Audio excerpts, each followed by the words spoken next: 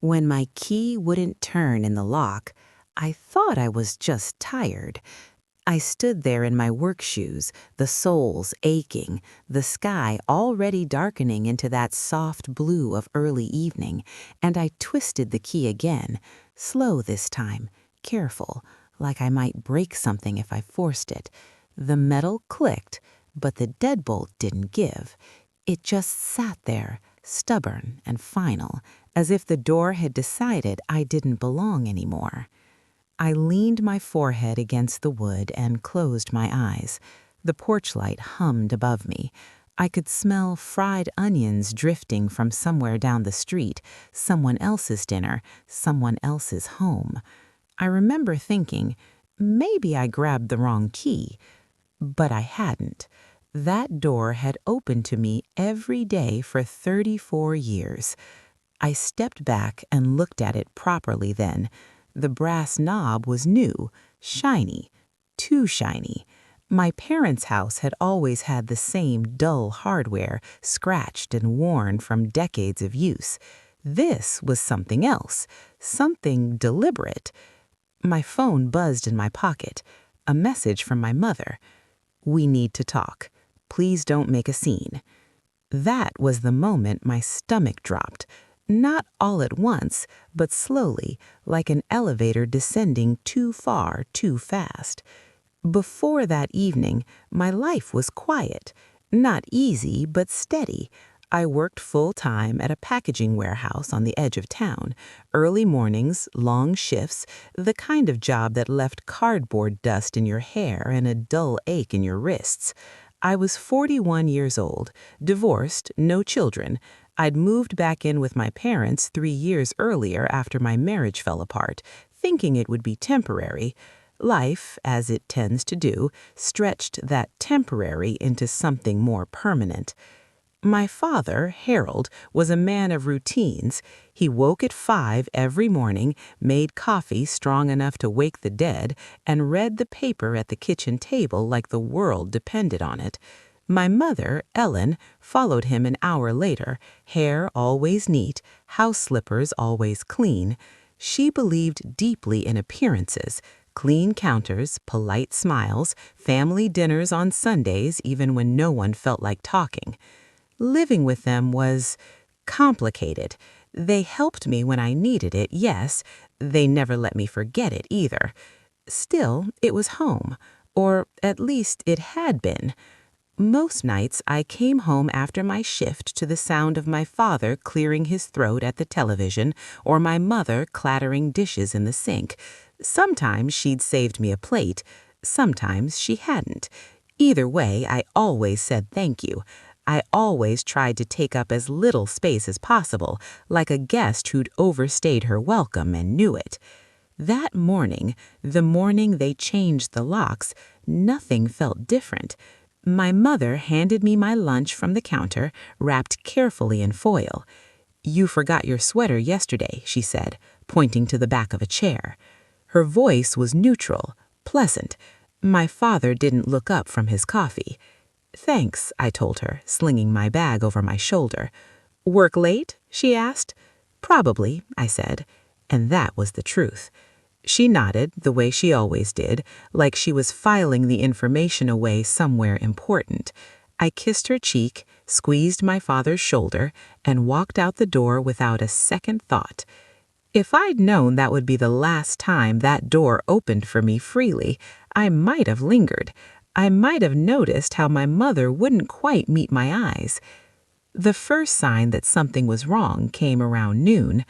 I was on my break, sitting on a stack of pallets behind the building, eating my sandwich too fast, when my phone buzzed again. A missed call from my father.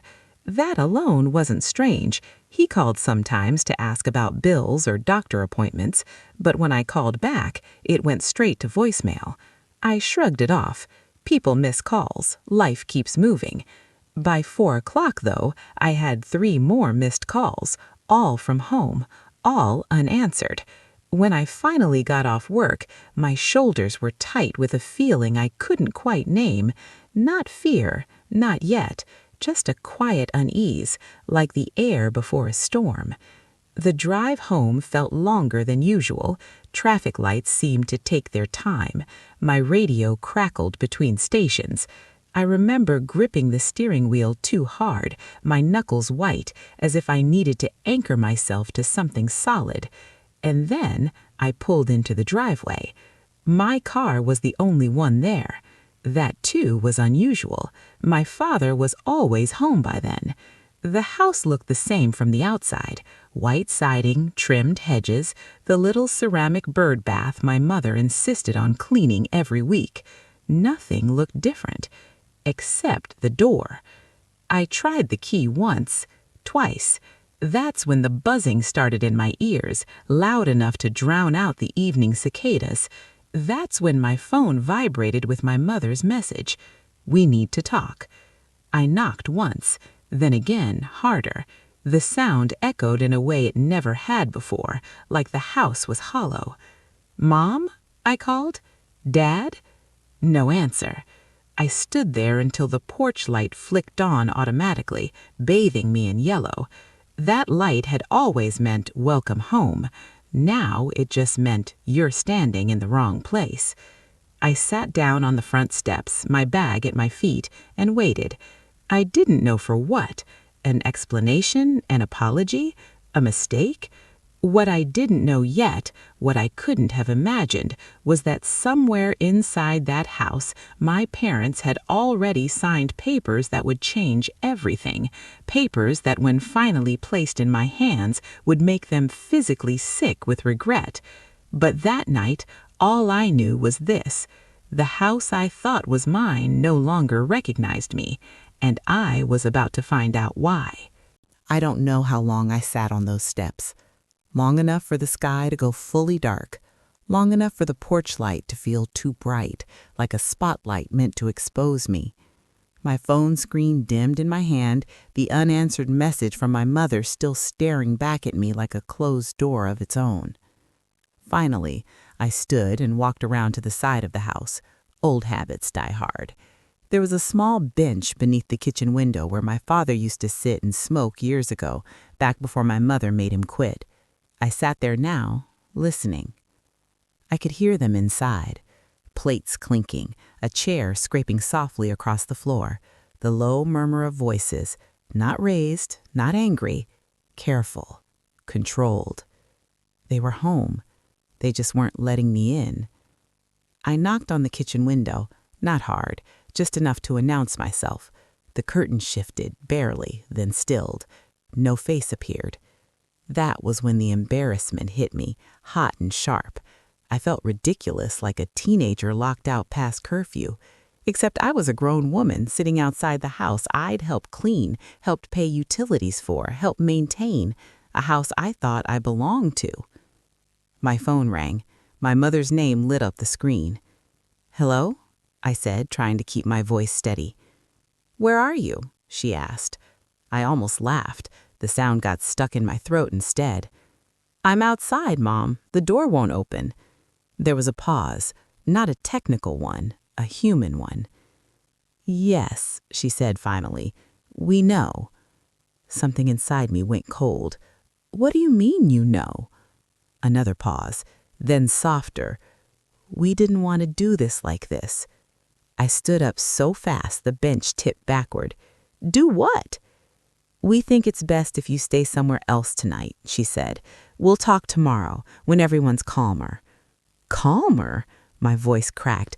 "I just got off a 10-hour shift and I can't get into my own house." "It's not your house," my father's voice cut in, sharp as glass. I hadn't even realized he was on the line. Silence stretched between us. I could hear my mother breathing. I could hear my own heart pounding in my ears. "Dad," I said slowly, "what's going on?" "You're 41 years old. This was supposed to be temporary. 3 years is not temporary." "I pay rent. I help with groceries. That doesn't make you a tenant," he snapped. "It makes you a daughter who needed help." The words landed heavy, deliberate, practiced. "So you changed the locks while I was at work?" I asked. "Yes, my mother said quietly. We didn't want a confrontation. I let out a breath that felt like it scraped my lungs on the way out. Then why call me at all? Because we're not monsters, she said, wounded now. We need our space back. Our life back, my father added. I looked up at the dark kitchen window, at the curtains I'd washed just last month, at the sill where my mother used to cool pies. Where am I supposed to go? Another pause. There's a motel on Route 8. We'll give you some money. That was it. That was the plan. Remove me quietly, efficiently, like clutter. I'll come by tomorrow. We'll talk. The line went dead. That night, I slept in my car, not because I couldn't afford the motel, but because something in me refused to accept that conversation as final. I parked 2 streets over, reclined the seat, and stared at the ceiling upholstery until my eyes burned. Every memory I had of that house replayed itself like a cruel slideshow. Christmas mornings, my father teaching me how to ride a bike in the driveway, my mother brushing my hair before school, humming softly. Had all of that really led here? Sometime before dawn, my phone buzzed again. This time, it wasn't my parents'. It was a text from my cousin Marlene. Call me when you wake up. I stared at it, uneasy. Marlene wasn't close with my parents. She lived 2 towns over, kept to herself. I called her. Are you okay? She asked immediately. I'm fine, I lied. Why? She hesitated. I probably shouldn't be the one telling you this. Telling me what? My stomach tightened. I ran into your mother at the bank yesterday. She was with a man from the county clerk's office. The air felt thin. Doing what? She was signing something, Marlene said. I only noticed because your name came up. I heard it, clear as day. My grip tightened on the phone. My name came up how? Marlene exhaled slowly. I don't know the details, but it sounded official, not like a will, more like a notice. A notice? After we hung up, I sat there in my car, watching the sun rise through the trees, and something began to click into place. The careful tone, the rehearsed lines, the way my father had emphasized, not your house. This wasn't a sudden decision. This was planned. I spent the morning at a diner off the highway, nursing a cup of coffee I didn't want, watching steam curl up from other people's plates. I tried to remember if I'd missed signs, little comments, tight smiles, the way my mother had been organizing closets lately, boxing things up, asking me, casually, what I wanted to keep. We need our space back. By mid-morning, I decided to do something I should have done years ago. I went to the county courthouse. The building smelled like old paper and lemon cleaner. The floors echoed under my steps. I stood at the information desk, heart racing, and asked the clerk a simple question. Is there any filing under my name? She typed, clicked, paused. Yes, she said. There was a service notice prepared yesterday. A service notice for what? I asked, my voice barely steady. She looked up at me then, her expression shifting, professional but careful. For eviction. The word hit me like a physical blow. Eviction? From my parents' house? From the place I thought was still somehow home? I walked out of that building shaking, the morning sun too bright, the world too loud. Somewhere behind me, papers were moving through systems, stamps pressing ink into my future. And I knew with a certainty that made my chest ache that my parents hadn't just locked me out. They were trying to erase me legally, quietly, and completely. I didn't go back to the house that day. Instead, I drove aimlessly, the courthouse receipt sitting on my passenger seat like a verdict. Eviction. The word felt too big for what had happened between parents and child, too cold and official for something that had once been bedtime stories and scraped knees. By late afternoon, I pulled into the parking lot of a public library. I needed quiet. I needed air that didn't feel like it belonged to someone else. Inside, the place smelled faintly of dust and carpet cleaner. I found a corner table, plugged my phone into the wall, and stared at nothing for a long time. It was there, surrounded by shelves of rules, histories, and laws, that the first real suspicion took shape. Evictions don't just happen. They require notice, paperwork, process, and, most importantly, justification. I pulled up the county website on my phone and searched eviction family home. Legal language blurred together, but one phrase kept repeating itself. Unlawful detainer. I whispered it under my breath like a curse. That evening, my mother finally called. "I hear you went to the courthouse," she said. No greeting, no concern. "I had to," I replied. "You didn't exactly explain yourselves." There was a sigh on the other end. Tired, heavy. "We were going to." "When?" I asked. "After the sheriff showed up?" She didn't answer. I pressed my forehead against the cool edge of the table. "Why didn't you just ask me to leave?" "We did," she said, "plenty of times." "Not like this, not legally." My father's voice joined the call again, rigid. "You don't listen unless things are serious." I closed my eyes. "This is serious. This is humiliating." "We're not doing this to hurt you," my mother said quickly. We need to protect ourselves." "From what?" I asked. "Me?" Another silence. Then she said something that made my breath catch. "From losing the house." "What?" I said. My father cleared his throat. "We spoke to an advisor. With you living here, paying irregular rent, getting mail here, it complicates things." "Complicates what?" I asked. "The plan," he said. I sat up straight. "What plan?" They didn't answer, not directly, but something shifted in the way my mother spoke next, cautious and strained. "We're older now. We have to think about the future."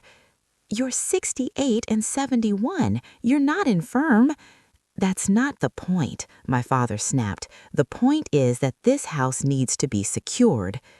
The word secured echoed in my mind. After we hung up, I stared at my phone, my hands trembling. Protect ourselves, secure the house, complicates things. This wasn't about space. It was about control. That night, I slept on Marlene's couch. She didn't ask questions, just handed me a blanket and pointed me toward the bathroom. That kindness undid me more than my parents' cruelty ever could. I cried quietly into a towel so she wouldn't hear. In the morning, I called a legal aid office. The woman who answered had a calm, practiced voice. She asked questions, listened without interruption. When I finished, she was quiet for a moment. "They changed the locks without serving you first?" she asked. "Yes." "And you've been receiving mail there continuously for over a year?" "3, I said. She exhaled. "Then what they did may not be lawful." The words settled slowly, like snow. "What does that mean?" I asked. "It means you may have rights as a tenant, even if they're your parents." Tenant? The word felt strange but powerful. She explained that self-help eviction, changing locks, removing belongings, was illegal in our state, that proper notice had to be given, that the sheriff couldn't act unless the process was followed correctly. "And the eviction notice?" I asked. "If they just filed yesterday, it hasn't been served yet, and even then, you have time." Time? For the first time since the lock refused my key, my chest loosened just a little. "What should I do?" I asked. "First, do not confront them alone. Second, gather proof, texts, mail, payments. And third," she paused, "are you willing to assert your rights?" I thought of my mother's voice, my father's final tone, the new brass lock. "Yes," I said, "I am." 2 days later, I went back to the house. I didn't knock. I stood on the porch and waited. My father opened the door a crack, his face tight. The chain was still on. "I'm not here to argue," I said calmly. "I'm here to collect my belongings. You can't just—" "I can, and I will, with a deputy if necessary." His eyes flicked over my shoulder as if expecting someone already. When he spoke again, his voice was quieter. "You're making this harder than it needs to be." I met his gaze. "You made it hard when you changed the locks." My mother appeared behind him then, her face pale. She looked smaller than I remembered. "Please," she said, "let's not do this publicly." "Then you shouldn't have made it legal," I replied. Inside, the house felt different, like a museum of my own life. My room had been partially emptied, boxes stacked neatly, my mother's handwriting labeled each one. Winter clothes, books, misc. I swallowed. I took pictures of everything, the boxes, the changed locks, the mail still addressed to me on the kitchen counter. As I packed my things, I noticed something else, an envelope on the dining table, thick, official, addressed to my parents. The return address caught my eye. County Recorder's Office. My mother followed my gaze and moved quickly, placing her hand over the envelope. "That's not yours," she said. "I know." But I also knew something else. Whatever was in that envelope had scared them enough to lock me out of their lives, and soon, very soon, it would come back to haunt them. I didn't open that envelope. Not then. I finished packing what I could: clothes, photos, the chipped mug I used every morning for coffee. My parents stood in the hallway like quiet sentries, watching but not helping. The house was so silent I could hear the refrigerator hum, the ticking clock over the sink. Sounds that had once been comforting now felt like witnesses. When I left, my father locked the door behind me. The new deadbolt slid into place with a final metallic click that echoed down the porch. That sound followed me all the way to Marlene's. The eviction notice arrived 3 days later. Not served by a sheriff yet, just certified mail. I recognized my mother's careful handwriting on the envelope immediately. She'd always had beautiful penmanship, looping and neat, like nothing ugly could come from it. I sat at Marlene's kitchen table and opened it slowly. It was formal, polite, cold. Notice to quit. They were giving me 30 days to vacate a residence I was already locked out of. I laughed then, a short, humorless sound that startled Marlene from the living room. "You okay?" she asked.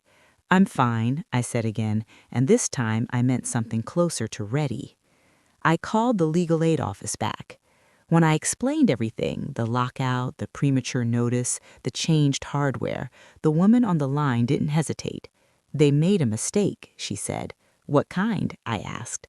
"The kind that courts don't like," she replied.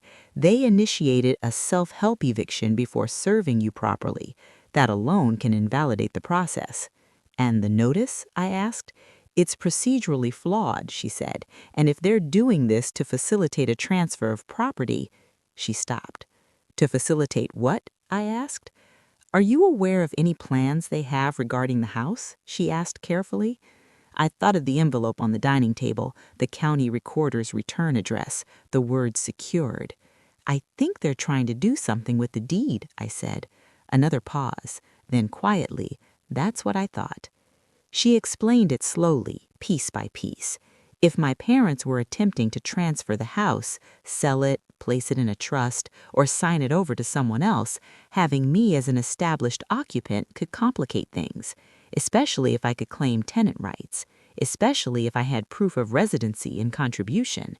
"They're not just trying to remove you," she said. "They're trying to clear the house." "Clear it?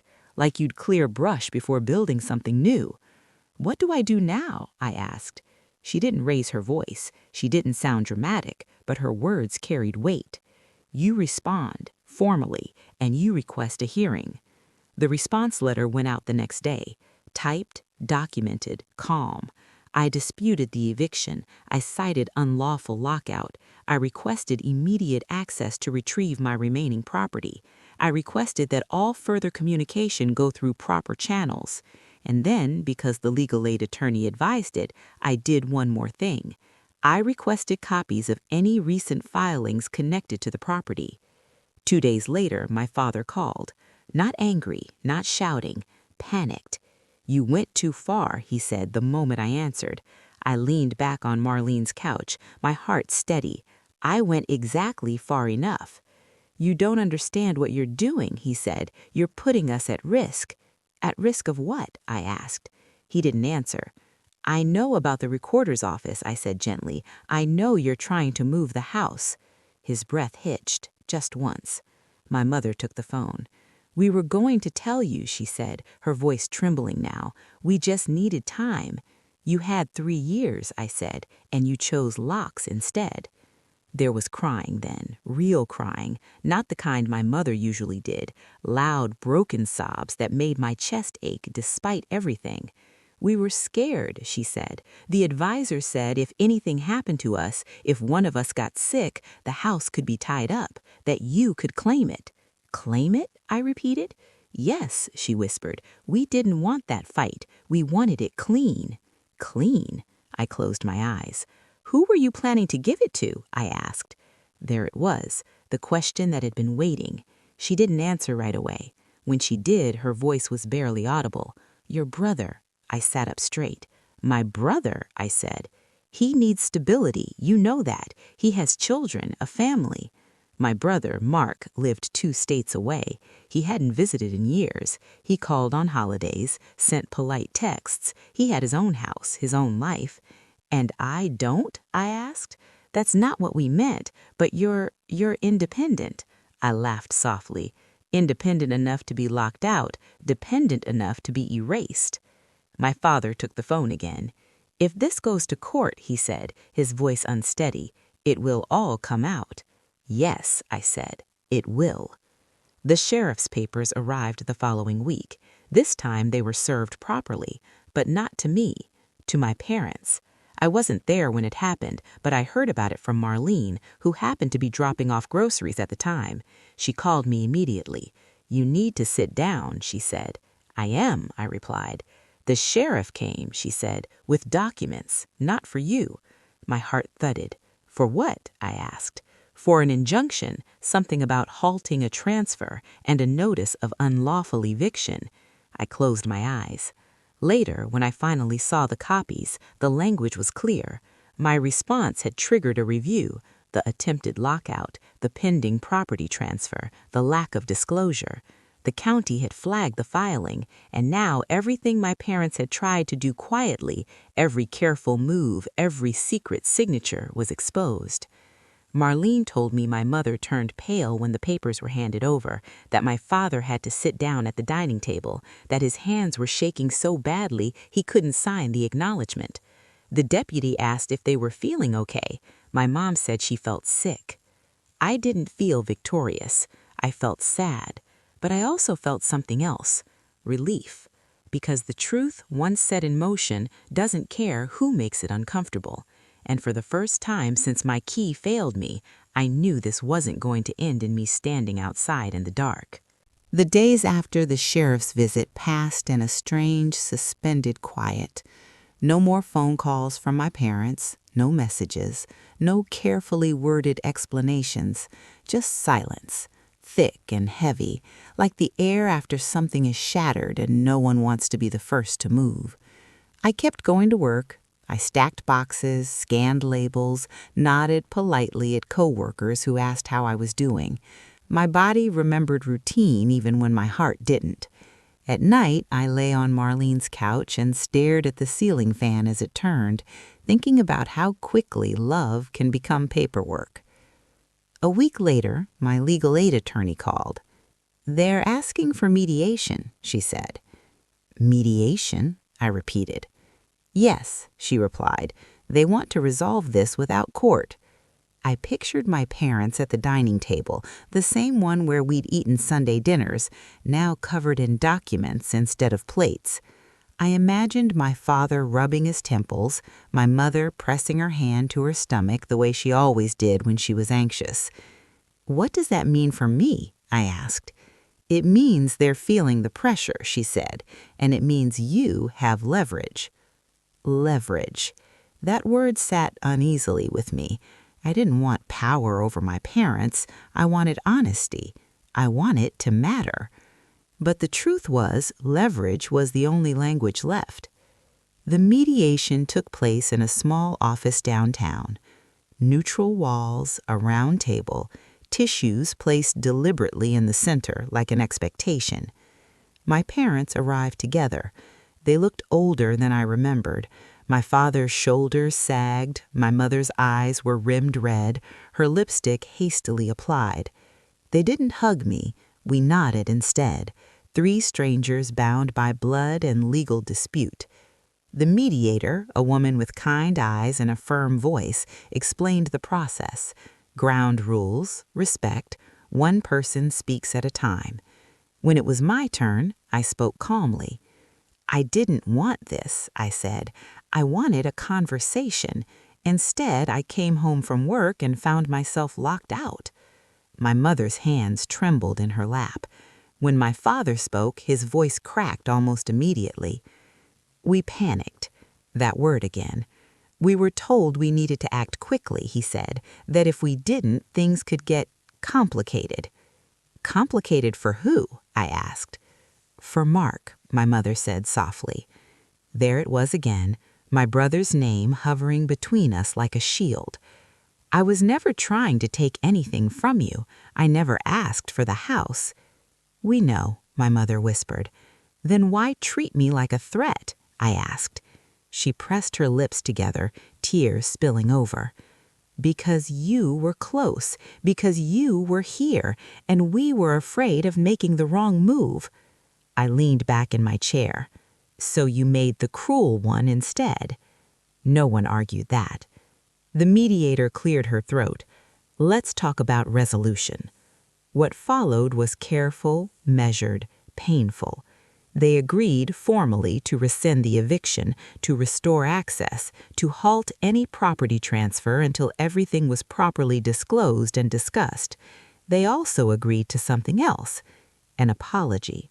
Not the kind wrapped in excuses, not the kind whispered to end a conversation, a real one.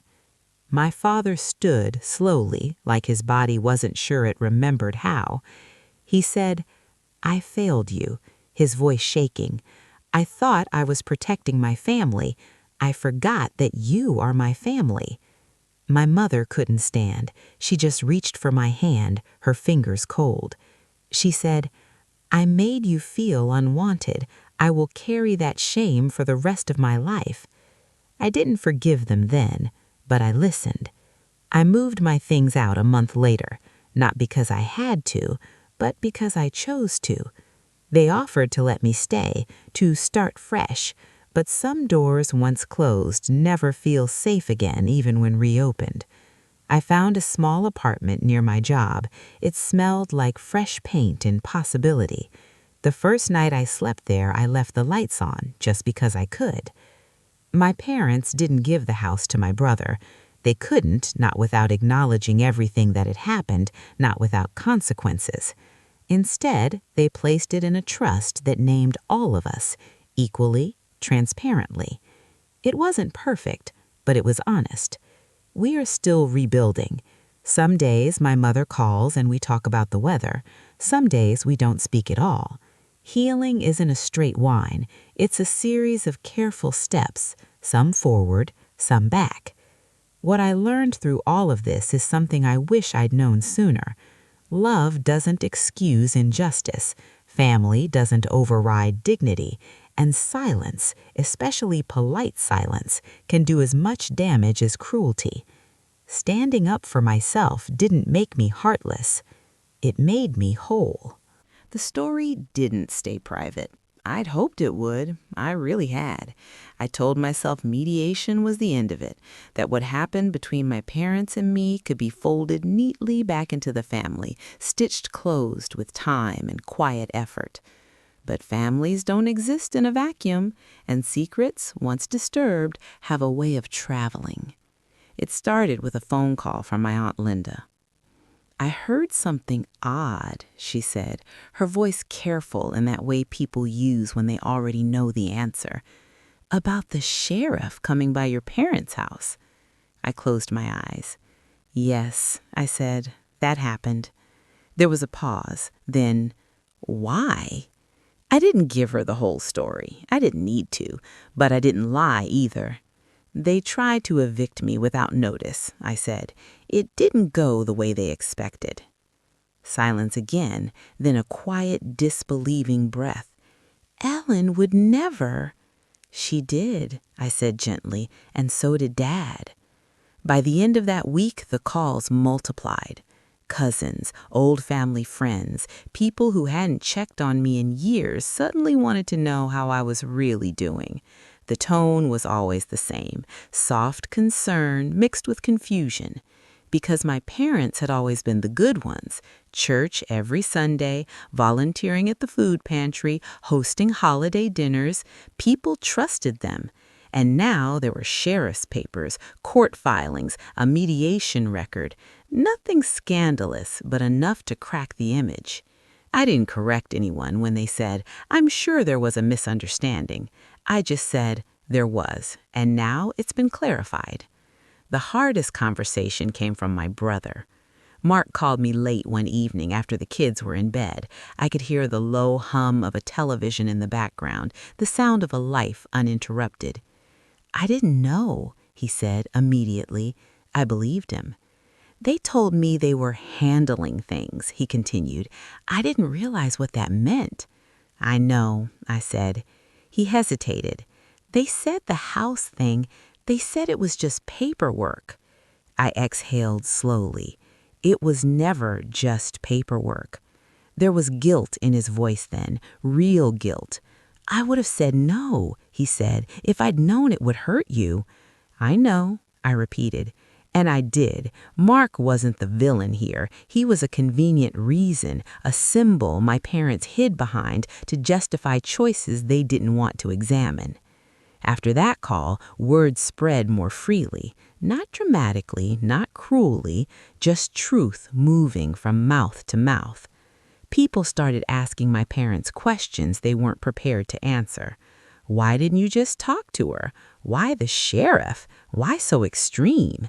My mother stopped going to book club. My father stopped lingering after church. Their social world didn't collapse, but it shifted subtly, like furniture moved in a dark room. They weren't shamed, they were seen. And for people who'd spent their lives curating respectability, that was its own consequence. One afternoon, about 2 months after everything began, my mother came to my apartment. She stood awkwardly in the doorway, holding a paper bag with my favorite bakery logo printed on the side. She looked around like she was entering a stranger's space, because she was. "It's nice," she said, "light." "Thank you," I replied. She sat at my small kitchen table and smoothed the bag with nervous fingers. "People have been asking questions," she said. "I figured," I replied. She nodded. "I don't know what to tell them." I poured us coffee. The smell filled the room, grounding. "You can tell them the truth." She looked up at me, startled. "You don't want to protect us?" I met her gaze. "I don't want to expose you, but I'm done protecting lies." Her shoulders sagged. "We didn't raise you to be this firm. You raised me to be honest. This is what that looks like." She sat with that for a long time. Then, quietly, she said, "The papers made your father sick. He hasn't slept properly since." I felt a twist in my chest, but not regret. I didn't make those papers. I responded to them. She nodded slowly, as if repeating it to herself. Before she left, she placed the bakery bag in my hands. "I'm proud of you," she said, the words unfamiliar on her tongue. "At least if I don't fully understand you yet." That was more than I'd expected. The public consequence wasn't explosive. No shouting, no dramatic confrontations, just accountability. Just the quiet discomfort of realizing that intentions don't erase impact, and that adult children are not extensions to be managed, but people to be respected. and somehow that felt like justice. Healing didn't arrive all at once. It came in pieces, small, unannounced, sometimes unwelcome. It came on quiet mornings when I woke up in my own bed and had to remind myself that the silence wasn't rejection, it was freedom. It came in the form of routine, coffee brewed the way I liked it, shoes placed by the door without anyone moving them, lights turned off or left on by my own choosing. For the first time in a long time, my life belonged to me. I started walking in the evenings after work. Nothing dramatic, just a few blocks, headphones in, watching the way the sun softened the edges of buildings. I noticed things I'd been too busy surviving to see before. The neighbor who watered her plants at the same time every day, the bakery that smelled like warm sugar after closing, the sound of my own footsteps keeping pace with my breathing. Independence isn't loud, it's steady. My parents and I didn't fall back into normal. There was no normal to return to. Instead, we learned something new, something slower and more careful. We met for lunch once a month, always in public, always neutral ground. The first few times were stiff, like we were all afraid of saying the wrong thing and shattering whatever fragile peace we'd built. But then one afternoon, my father surprised me. "I've been thinking," he said, stirring his soup without eating it, "about how quickly I went to control instead of conversation." I looked at him, really looked at him. His hands were thinner than I remembered, his hair more gray. "I didn't know how to handle fear, so I handled you instead." I didn't respond right away. Then I said, "Fear doesn't give us permission to hurt people." He nodded. "I know that now." My mother reached across the table and touched my wrist, just briefly, just enough. "I'm learning something too," she said, "that being a good parent doesn't end when your child grows up. It just changes." I didn't cry, but something inside me loosened. The house no longer feels like mine.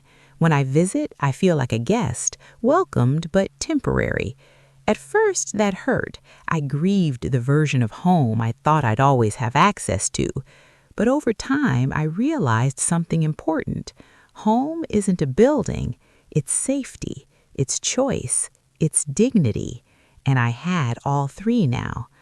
I hung my own pictures on my walls. I bought mismatched dishes because I liked them. I paid rent with pride instead of shame. When coworkers asked about my parents, I answered honestly but briefly. I didn't owe anyone the full weight of my story unless I chose to give it. That, too, was freedom. One evening, months later, my mother called me in tears. Not panicked tears, not defensive ones. Regret. "I keep replaying that night," she said. "You on the porch. I can't stop seeing it." I closed my eyes. "I see it, too." She said, "I thought I was doing the right thing. I didn't realize how far I'd gone until it was already done." "I know," I said, and for the first time, forgiveness didn't feel like something I was forcing. It felt like something I was offering, carefully, on my own terms. Forgiveness doesn't mean forgetting. It means choosing not to live in the moment that hurt you forever. What this experience taught me, what I wish every adult child could learn without this kind of pain, is that love without respect is not love. It's control dressed up as concern. And boundaries are not punishments. They're invitations to treat one another better. Standing up for myself didn't destroy my family. It saved my place in it. Not the old place, a new one built on honesty instead of obligation, on consent instead of silence, and most of all, on the understanding that being someone's child does not mean surrendering your right to be whole. I no longer carry my key to that old house. I don't need it, because I learned how to build a door of my own and how to decide with confidence who gets to walk through it. Sometimes, late at night, I still think about that key, the weight of it in my hand, the way I'd carried it for years without question, believing it meant access, belonging, safety. I didn't realize until it failed me that a key only works when both sides of the door agree it should. That realization stayed with me, because what happened between my parents and me wasn't really about a house or locks or even eviction papers. It was about power, about how easily love can turn into entitlement when no one names the line between helping and controlling, about how parents, even good ones, can forget that their children eventually become adults with their own agency, and that fear, left unexamined, can justify terrible choices. For a long time, I blamed myself. I told myself I should have moved out sooner, that I stayed too long, that I made it easy for them to see me as a problem instead of a person. I replayed every small moment where I tried to keep the peace instead of speaking up. Every time I swallowed discomfort because it felt easier than conflict. But here's what I know now. Silence doesn't buy safety. It only delays harm. The night I slept in my car, locked out of the place I thought was home, something inside me broke, but something else woke up. A quiet strength I didn't know I had. Not loud, not angry, just steady, certain. The kind that says, I deserve dignity, even here, especially here. And the sheriff's papers, they didn't make my parents sick because they were cruel. They made them sick because truth is hard on people who've spent a lifetime avoiding it. Those papers reflected back what they tried not to see, that good intentions don't cancel out bad actions, and that authority doesn't excuse betrayal. I didn't celebrate that moment, but I didn't shrink from it either, because accountability is not revenge. It's reality catching up. Today, my life is quieter, smaller in some ways, but it's also clearer. I lock my own door at night. I answer to myself. I don't ask permission to take up space. And my parents, they're learning, slowly, uncomfortably, but genuinely. They're learning that love doesn't mean control, that help doesn't come with strings, that adult children are not extensions of unfinished plans. We're still healing. We may always be. But the relationship we're building now, if it lasts, will be one we chose, not one we endured. If you're listening to this and you've ever felt trapped by family expectations, if you've ever stayed quiet because you were afraid of being labeled ungrateful, if you've ever been made to feel like your presence was a burden instead of a blessing, I want you to hear this clearly. You are allowed to protect yourself, even from the people who raised you. You are allowed to say no, even when it disappoints them.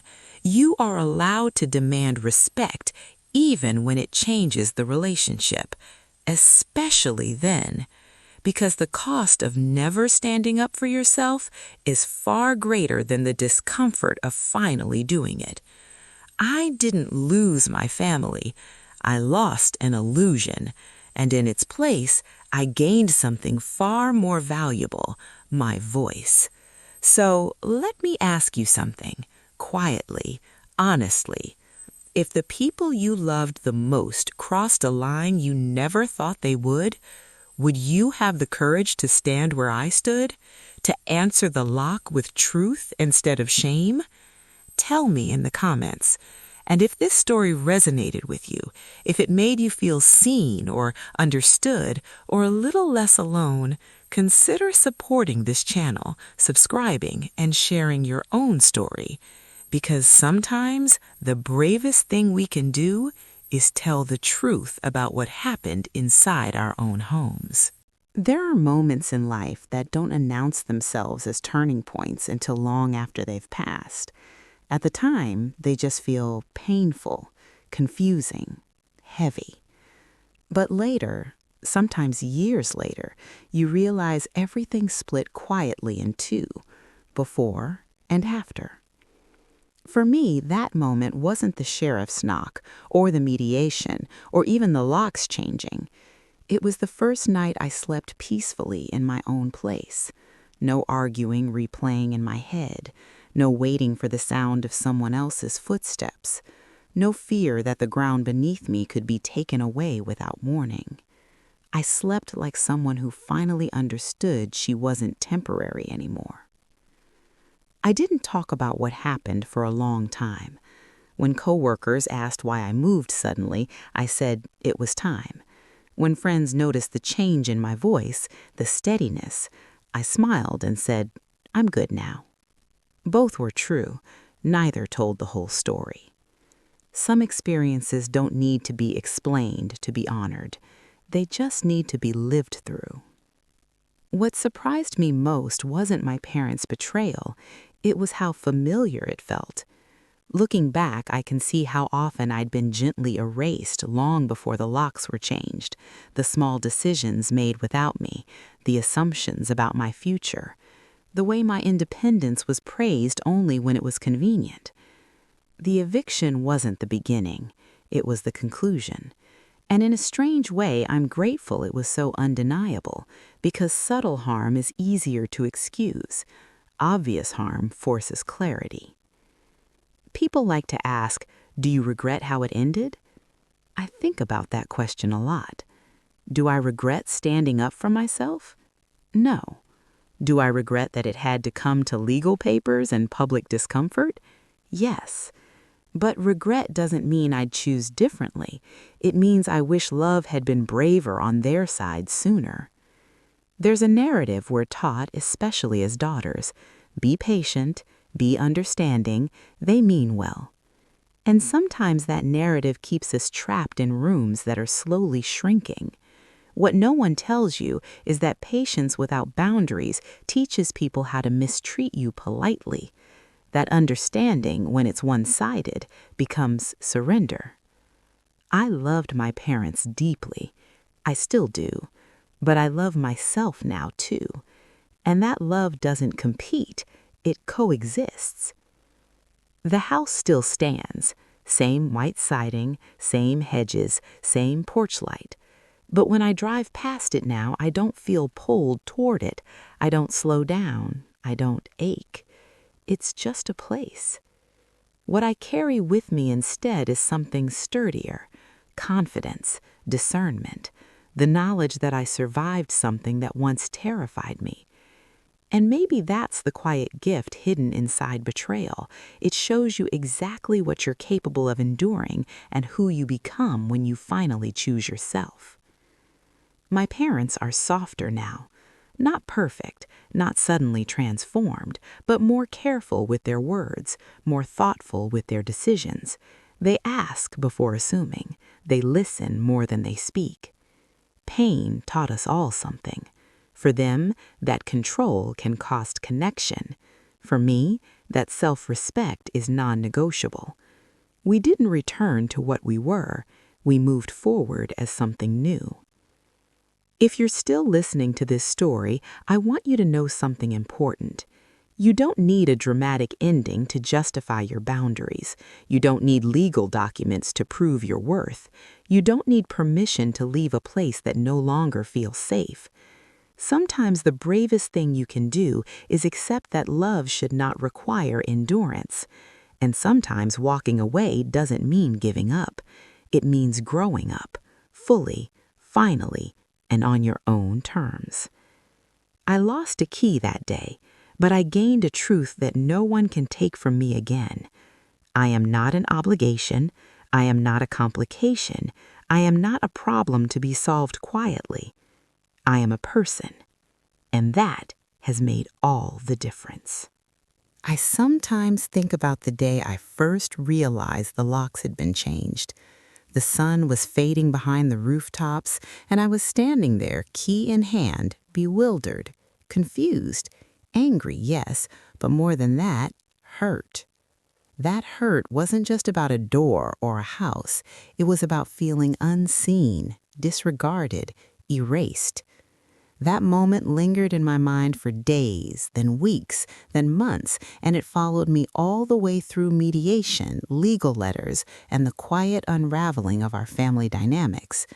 It's strange in hindsight how much a single moment can define the trajectory of your life, not because the act itself was monumental, but because it forced me to see something I had been unwilling to acknowledge for too long, that love, no matter how deep, can never replace respect. The process of rebuilding my life after that day was neither fast nor dramatic. It was subtle. Everyday things became acts of reclaiming myself, cooking breakfast for myself without anyone hovering, folding my clothes the way I liked instead of fitting them into a drawer someone else had organized, deciding what time to go to bed and waking up when I wanted. These small choices reminded me that independence is measured not only in grand gestures, but in quiet acts of self-determination. I began to notice patterns that I had once taken for granted, the way my parents' fear of losing control shaped every decision, even the ones that didn't seem consequential. It was hard to admit that the people I trusted most had also been capable of harm, and yet acknowledging it freed me. For the first time, I didn't have to reconcile my love for them with a false sense of security. I could love them and see the mistakes they made. The public aspect of our conflict, the sheriff's papers, the mediation, the whispered conversations among extended family and neighbors was uncomfortable. It exposed our family in ways none of us wanted. My parents, who had always maintained an image of competence and composure, felt the sting of accountability. I won't lie, part of me felt vindicated when I saw them confronted with the consequences of their choices, but the stronger part of me felt compassion. I remembered my mother's trembling hands, my father's hesitant voice, their fear, not of losing the house, but of failing us in a way they never intended. That compassion didn't erase the past, it didn't erase the hurt, but it allowed me to approach reconciliation with a grounded heart instead of a wounded one. It allowed me to see them as humans rather than villains, and it allowed me to see myself as someone who had survived betrayal without letting it define me. One of the most powerful moments came unexpectedly. Months after the mediation, my mother arrived at my apartment with a bag of pastries from the bakery I loved. She didn't apologize theatrically, and she didn't explain herself. She simply said, "I'm proud of you, even if I don't fully understand you yet." I stared at her. I didn't respond immediately, because pride, when it comes from a parent, is a complicated thing. It's not a perfect substitute for the actions they took, but it is a sign that they are trying, that they recognize the impact of what they did, and that recognition, small, imperfect, human, is sometimes enough to begin true healing. Healing doesn't erase mistakes, it doesn't guarantee perfection, but it does give you space to grow. My parents and I have not returned to what we were. We probably never will. We have instead learned how to coexist with honesty and boundaries, how to speak openly without assuming authority, how to respect autonomy even when it challenges our expectations. And that, I think, is a rare and precious gift. I moved my belongings into my own apartment. I no longer needed their approval or their permission. The house they once tried to protect through exclusion is now a place of shared respect, legally clarified and emotionally acknowledged. My parents have had to confront their fears, their assumptions, and the consequences of acting without consultation. And I have had to confront my own fears, fear of confrontation, fear of loss, fear of upsetting the people I loved most. Through it all, I learned that love without respect is not love, that boundaries are not punishments, but essential safeguards, and that asserting yourself, standing firm in your dignity, does not make you cruel, it makes you whole. I often think of that key I once held, the weight of it, the symbolism, the expectation that it guaranteed belonging. That key failed me, but in losing it, I found something far more vital, my own strength. The knowledge that I don't need a lock to define my place in the world, that home is not merely a structure, but a space where I feel safe, valued, and free, and that freedom is non-negotiable. I tell this story not to cast blame, but to illuminate a truth that is universal. Every family has moments where love and fear collide, where loyalty and independence clash. The difference lies in how we navigate those moments. Do we allow fear to dictate our actions? Do we stay silent to keep the peace? Or do we have the courage to speak, to stand, to protect ourselves without dismantling others unnecessarily? It's not an easy balance. It is rarely neat, but it is essential. If there is a lesson to take away from what happened with my parents, it is this. You have the right to protect your space, your voice, and your heart. You have the right to say, I will not be erased. And you have the right to demand honesty, respect, and accountability, even from the people you love most. Boundaries are not betrayal. Standing up for yourself is not rebellion. It is self-respect, and it is the foundation of all healthy relationships. I want you, if you've ever felt powerless in your own home, silenced by those closest to you, or dismissed by love that should have nurtured you, to know something deeply. You are allowed to exist fully and unapologetically. You are allowed to insist on dignity. You are allowed to walk away from what harms you, even if it hurts those you care about.